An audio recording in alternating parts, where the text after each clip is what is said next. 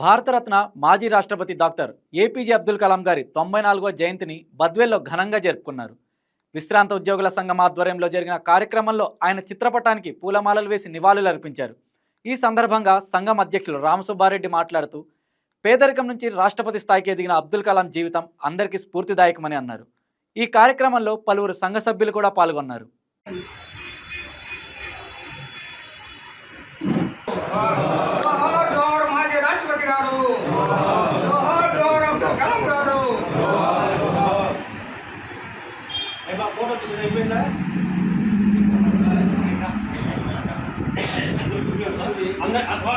మన అబ్దుల్ కలాం గారి 94వ జన్మదినము. అయితే మనము పూర్వం అందరి బర్త్డేలు చేస్తున్నాము, కానీ వాళ్ళని మనం చూడలేదు. మనము మన కళ్ళారా మన అబ్దుల్ కలాం గారు చూసినాం కాబట్టి ఆయన ఆత్మశాంతి కోసము ఆయన ఎక్కడైనా పుట్టుండొచ్చు, పుట్టకుండా పోయి ఉండొచ్చు.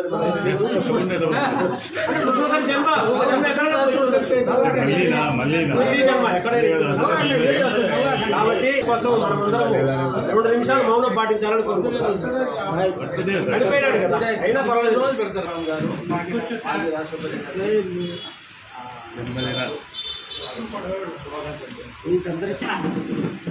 మన భారతదేశ రాష్ట్రపతిగా పనిచేసినటువంటి అబ్దుల్ కలాం గారి 94వ జయంతి సందర్భంగా మన బద్వేల్ పట్టణంలోని విశ్రాంత ఉద్యోగుల సంఘ కార్యంలో ఆయన చిత్రపటానికి పూలమాలలు వేసి ఘనంగా నివాళులర్పించడం జరిగింది.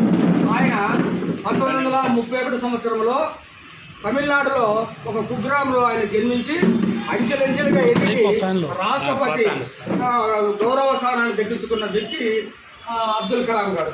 అదేవిధంగా భారత రత్న అవార్డు కూడా పొందిన వ్యక్తి అబ్దుల్ కలాం. అటువంటి మహనీయుల జయంతి కార్యక్రమాలను జరుపుకోవడం మన సాంప్రదాయం. ఎందుకంటే పెద్దలు వాళ్ళ యొక్క ఆశయాలు అనుగుణంగా మనం కూడా పనిచేసే బాగుంటుందని చెప్పేసి మన అందరి యొక్క ఆకాంక్ష. కాబట్టి దయచేసి ఇటువంటి పెద్దల యొక్క జయంతి కార్యక్రమం అయితేనేమి, తర్వాత వర్ధంతి కార్యక్రమం అయితేనేమి మనము తప్పకుండా జరుపుకొని వాళ్ళని స్మరించుకోవాలని చెప్పేసి మీ అందరికీ మనసావాచ్య కోరుకుంటూ ఈ అవకాశం ఇచ్చేటువంటి అధ్యక్షుల వారికి, కార్యదర్శుల వారికి మరొకసారి ధన్యవాదాలు, సెలవు తీసుకుంటాం.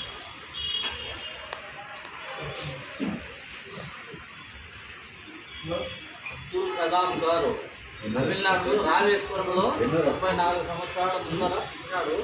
ఆయన పేరు అబుల్ ఫకీర్ జైనులాబ్దీన్ ఫకీర్, పూర్తి పేరు. లాస్ట్ అందరూ కలాం అని అయితే ఆయన చిన్న బీద కుటుంబంలో పుట్టి అంచెలంచెలుగా ఎదిగి మన దేశానికి రాష్ట్రపతి అయినాడు. మనం ఈరోజు ఆయనను స్మరించుకోవడం మన బాధ్యత, మన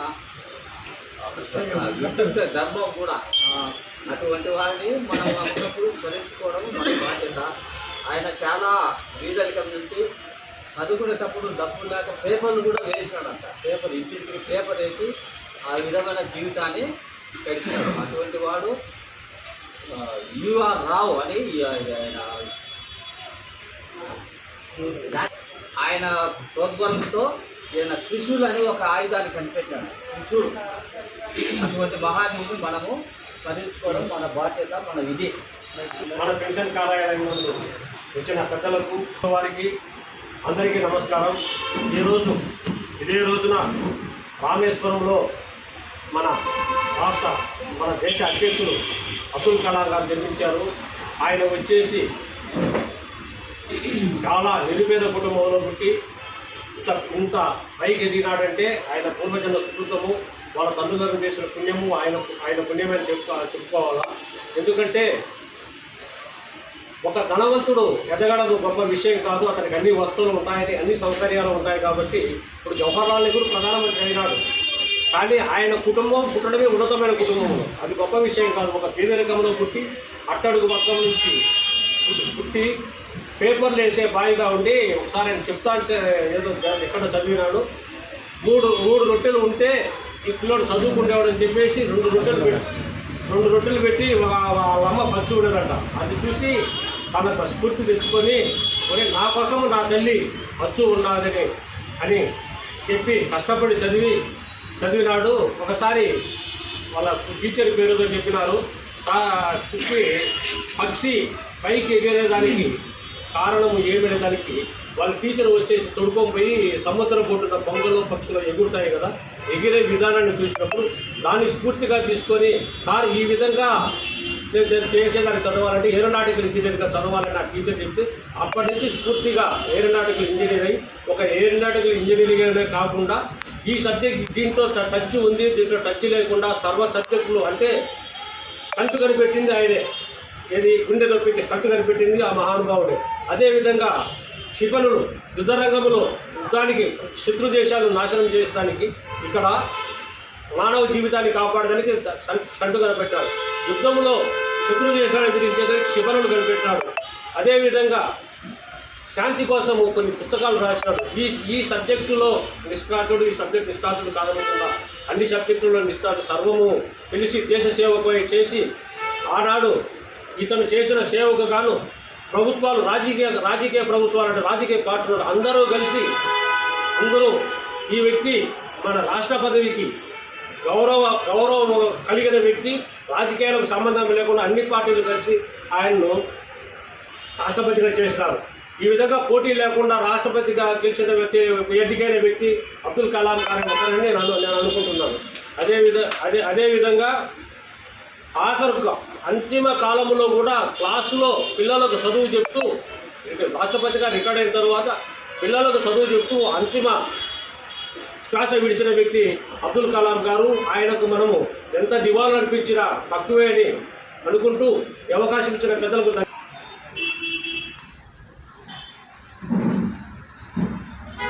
మన పెన్షన్ కార్యాలయ బాడీ అందరికీ రద్దయినా కూడా కమిటీ ఇచ్చేసినటువంటి పెద్దలందరికీ నమస్కారం. ఈరోజు ఏపీజే అబ్దుల్ కలాం గారి జన్మదినం. అబ్దుల్ కలాం గారు అంటే మీరు అబ్దుల్ కలాం ఆజాద్ అనుకోవద్దు. ఆయన స్వాతంత్ర సమరంలో పాల్గొని ఆయన కూడా గొప్పవాడే, విద్యాశాఖ మంత్రిగా పనిచేస్తున్నాడు. ఆయన కాదు, ఈయన అబ్దుల్ కలాం గారు. ఈయన పూర్వ రాష్ట్రపతి, గతంలో రాష్ట్రపతిగా పనిచేసినటువంటి గొప్ప వ్యక్తి. ఉన్నత రాష్ట్రపతి పదవులలో ఆ పదవికి వన్నె తెచ్చినటువంటి మహనీయులు కొందరు ఉన్నారు. డాక్టర్ సర్వేపల్లి రాధాకృష్ణన్ లాంటి వాళ్ళు. ఈయన కూడా అంత గొప్పవాడే. అయితే ఈయన నిరుపేద కుటుంబంలో పుట్టి అంత స్థాయికి ఎదగడం అంటే చాలా ఆయన యొక్క కృషి తప్ప ఇంకోటి కాదు అన్నమాట. మరి ఆయనకు ఎంత సింప్లిసిటీ అంటే, రామేశ్వరంలో జన్మించినాడు. పేపర్ కూడా ఇంటింటికి వేసి ఏదో కొద్దిగా గడికి ఆ విధంగా గొప్పడైనటువంటి వ్యక్తి. రాష్ట్రపతి పదవికి వన్నె తెచ్చినాడు. రాష్ట్రపతి పదవిలో ఉన్నప్పుడు కాకుండా ఉన్నత పదవికి, ఎందుకంటే మంచి సైంటిస్టు. నిన్న మే 7వ తేదీన మిసైల్ మనం ఉపయోగించిన పాకిస్తాన్ మీద, అది కనిపెట్టింది ఎవరు అనుకుంటున్నారు? ఆయన కనిపెట్టాడు. ఆ దెబ్బకు తోకముడిచినారు పాకిస్తాన్ వాళ్ళు. అలాంటిది మన దేశానికి ఎంతో ఉపయోగకరమైనటువంటి అలాంటి మిసైల్ కనిపెట్టినటువంటి వ్యక్తి. సార్ చెప్పినట్టు గాల్లో టీచరు పోయి గాల్లో పంచే ఏ విధంగా ఎగిరిందో ఆ విధంగా ఎందుకు కనిపెట్టామన్నట్టు. అంటే what is the foundation of knowledge అంటే డౌట్ ఈజ్ ద ఫౌండేషన్. ఎవరికైనా డౌట్ రావాలి, అనుమానం రావాలి, అనుమానం వచ్చి దీన్ని నివృత్తి చేసుకోవాలి, అనుమానాన్ని వదిలిపెట్టాలి. అలాంటి అనుమానాలు ఎన్నో వస్తాయనుకో, వాటి ప్రతిదానికి పరిష్కారం కావాలనేటువంటి వ్యక్తి కాబట్టి ఉన్నత స్థాయికి ఎదిగినాడు. ఆయన ఎంత సింపుల్ అంటే, రాష్ట్రపతి భవన్లో ఆయనకి ఎన్నెన్నో పురస్కారాలు, ఎన్నెన్నో మెమెంటోలు, ఎన్నో అవార్డు ఎన్ని వస్తే అన్నీ ఆడబెట్టేసి సింపుల్ ఒక 2 సూట్ కేసుల్లో ఒక 3-4 జతల బట్టలు, ఆయనకు సంబంధించిన గురువు గారు స్కూళ్ళల్లో సంపాదించినటువంటి చిన్న చిన్న మెమెంటోలు 3-4 తీసుకొని తెలుగు కొట్టేసి నాకేమొద్దని వచ్చేసినటువంటి వాడు. అంత సింపుల్గా ఉండేటువంటి వ్యక్తి. ఇంకొకరైతే కనుక ఆ స్థాయికి పోయిన తర్వాత ఎవరు కూడా ఇక వెళ్ళి తిరిగారు కాదు, అధిక స్థాయికి పోవాలి. కానీ ఎట్లా పోయినాడో అట్లే వచ్చినటువంటి వ్యక్తి. ఆయన చేసిన సేవలు మాత్రము ఉన్నాయి. ఆ సేవల వల్ల మనం ఇప్పుడు కూడా ఉపయోగించుకుంటున్నాము. మరి ఆయనకు గురు భక్తి అంటే ఎంత ఇష్టం అంటే, ఆయనకు అంటే రాష్ట్రపతి కాకముందు ఒక ఉన్నత స్థాయికి ఎదిగినాడు. ఆ టైంలో వాళ్ళ గురువు దొరై సాలం అనేటువంటి ఆయన ఒక గురువు గారు ఆయన చదువు చెప్పినటువంటి ఆయన దగ్గరికి పోవాలంటే ఇలా ప్రోటోకాల్ ప్రకారము ఆయన పల్లెటూరులో ఉన్నాడు. ఈయనకు వెహికల్ ఇచ్చినారు గవర్నమెంట్.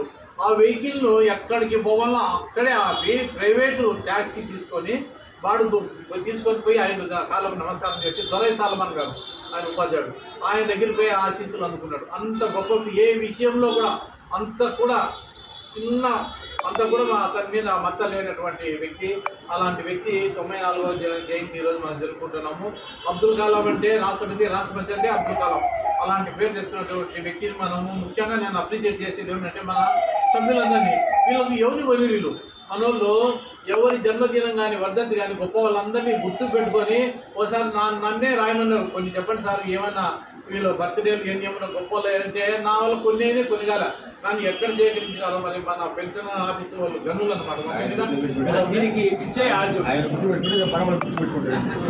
అదని కాదు, ఏమైనా మనోళ్ళు మంచి పట్టుదల కలిగినటువంటి వ్యక్తులు కాబట్టి మరి నన్ను గురించి మనం స్మరించుకోవడం ఎంతైనా సమంజసమే. మరి అవకాశం ఇచ్చినటువంటి మన కార్యవర్గ సభ్యులందరికీ మిగతా వాళ్ళందరూ